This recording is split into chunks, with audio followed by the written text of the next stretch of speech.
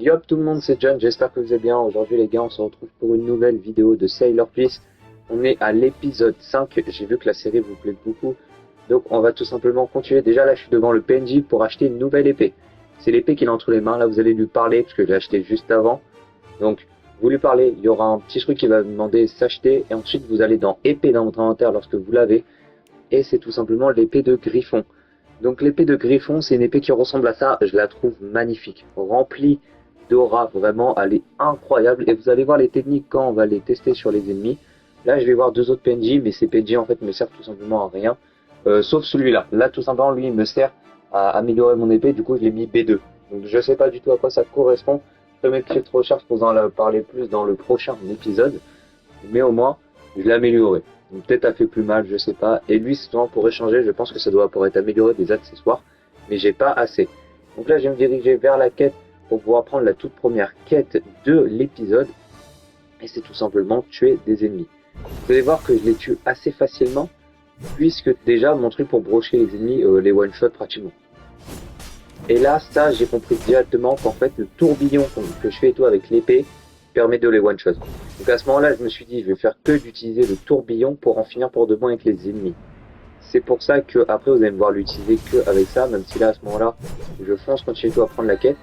D'ailleurs, je crois que c'est l'univers de JJK, vu qu'il y a deux autres personnages là-bas comme boss qu'on ira faire juste après, et je vais voir si je peux les battre, oui ou non. Donc là, tout simplement, je tue les mecs. Donc, il me rapporte pas mal d'XP.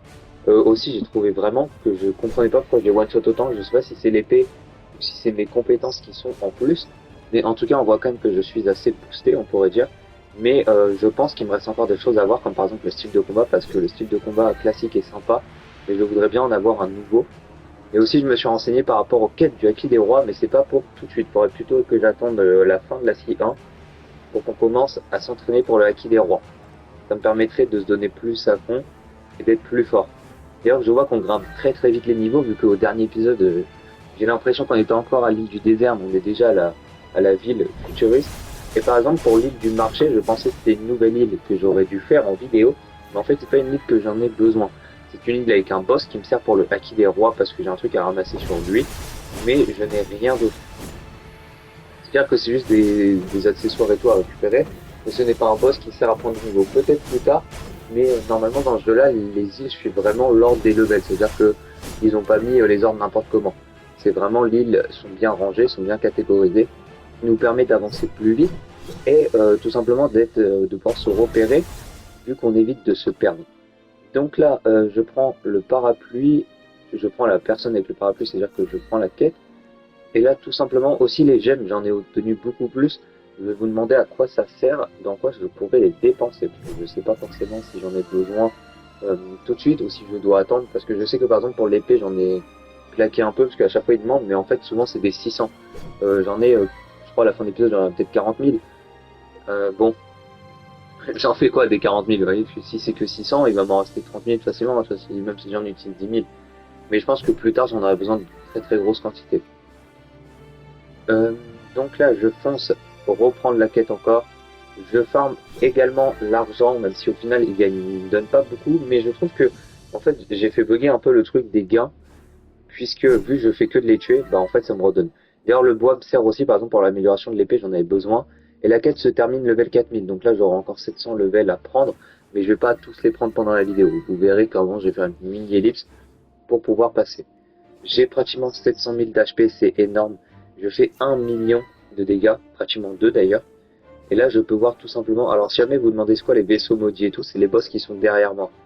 Les boss là avec les têtes de mort que vous pouvez voir au loin, ces boss là sont des boss à gain, c'est pas des boss qu'on doit faire pour les levels si je me trompe pas. Mais vraiment ils donnent énormément de choses. Tout à l'heure on ira le faire et vous allez voir. Peut-être je vais réussir à le battre, honnêtement je sais pas vu son niveau. Et tout simplement je me dis si j'allais essayer de l'affronter. Vu que ça m'intéresse en fait de voir si j'ai le niveau oui ou non pour les affronter, puisque ça reste quand même des boss assez forts.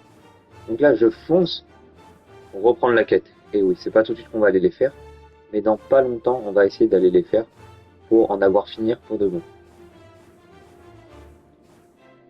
Donc les boss ont un bon temps de respawn, c'est pas trop énervant. Pareil pour les boss, je crois ils respawnent toutes les 2-3 minutes, donc je trouve ça assez court pour des boss qui font des gros gains. Mais par exemple, là d'ailleurs j'étais bugué, vous pouvez voir. Mais par contre pour les PNJ c'est pareil, ils respawn vraiment toutes les 10 secondes, et encore 10 secondes, honnêtement je force, hein, c'est beaucoup moins, mais ils sont assez rapides, honnêtement c'est vraiment sympa. Donc là tout simplement je les affronte, et en fait il y a une zone où le truc au-dessus il se désactive. Le truc pour le boss je le vois pas tout le temps, je le vois que quand je suis proche de lui, comme par exemple là, donc pour ça à chaque fois ça peut peut-être vous saouler. Moi j'ai aussi, ça vous dérange ou pas le gameplay comme ça où je fais une seule attaque?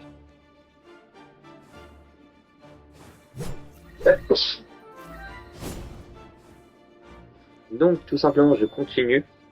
Là en fait c'est toujours, au début d'ailleurs je pensais que c'était l'épée de Shanks le Roux pour ceux qui ont la ref et tout de One Piece, mais ça m'étonne en fait que dans une map de JJK ça soit une épée de Shanks le Roux. Et moi je me renseigne pour vous dire d'où elle vient et pour pouvoir on va dire en avoir plus en termes de référence. Et à chaque fois c'est toujours la même chose, d'ailleurs j'active mon acquis de l'observation que j'ai acheté, faudra peut-être que je vous fasse une vidéo où le trouver. Mais si jamais je peux vite vous indiquer, c'est au niveau de l'île du désert, vous devez aller dans un bâtiment, dès que vous allez sur l'île, mettez-vous au milieu de l'île et c'est proche d'un escalier. Il y a un PNJ au milieu d'un escalier, mais c'est vraiment au milieu de l'île. Hein.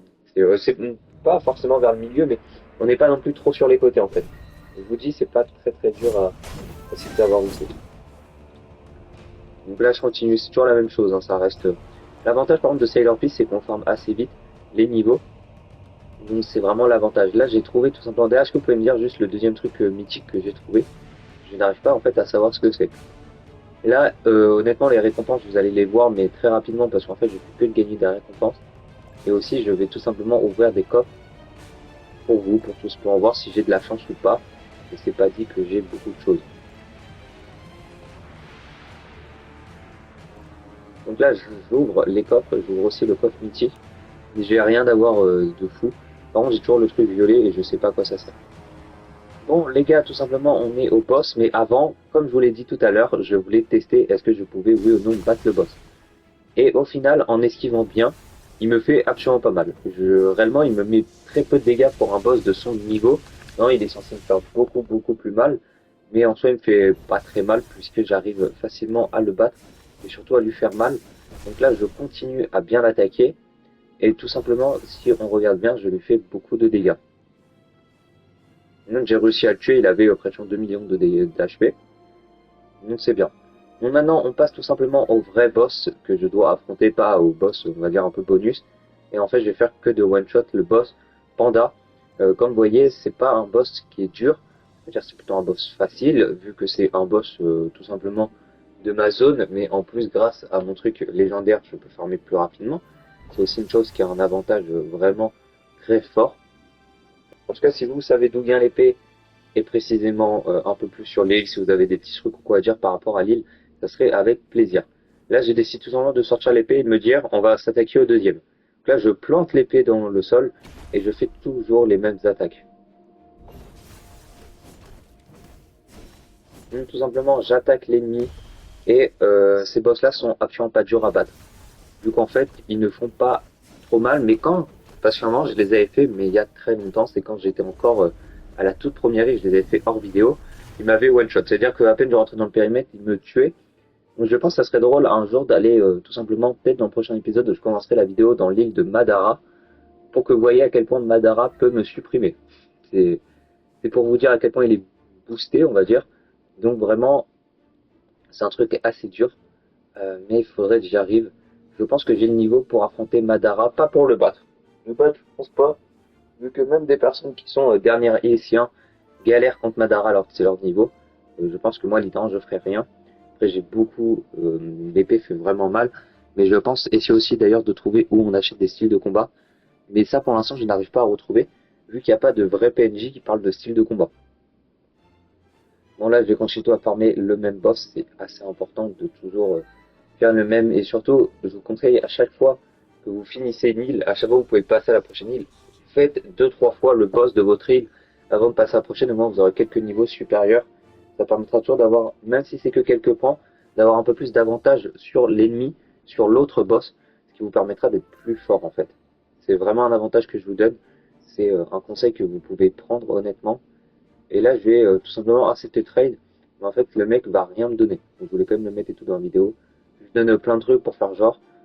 mais il va rien me donner du tout, et ça je m'en doutais honnêtement, parce que c'est rare les personnes qui me donnent des trucs, vu qu'ils aident très peu les siens, même si c'est peut-être un dernier heal, honnêtement j'allais pas lui donner grand chose. Donc là je vois tout simplement qu'en fait il accepte pas, genre qu'il met rien, donc je passe à autre chose. Je m'occupe toujours de défoncer le boss, ça c'est hyper important, puis je reprends la quête et je cours en direction du boss, même si apparemment je lag pas mal. Donc tout simplement je one shot à chaque fois le boss.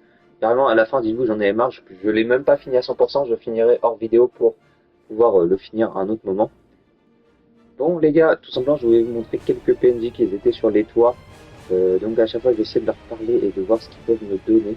En fait ils me donnent tous des quêtes, mais lui il me faut des matériaux spécifiques. Donc je pense que ça doit être une quête d'ailleurs du Haki des Rois, puisque le Haki des Rois demande d'aller voir plusieurs PNJ. Et donc ça on fera une vidéo entière pour vous expliquer le Haki des Rois. Ça serait pas mal en fait d'en faire une, ce qui permettrait d'aller plus rapidement. Là j'ai 35 millions de dégâts à faire, ok. Et à chaque fois je regarde et je vois si genre ils sont bien ou pas les quêtes, pour pouvoir les évaluer et vous dire si vous devez les prendre oui ou non. Là encore un autre perso, et en fait il va me dire pareil, faire, je me rappelle plus ce que c'est, mais je crois que c'est encore une quête au pif on va dire. Mais encore une fois c'est pas le plus important. En tout cas j'espère que vous avez kiffé la vidéo, c'était John, on se dit à la prochaine, ciao ciao.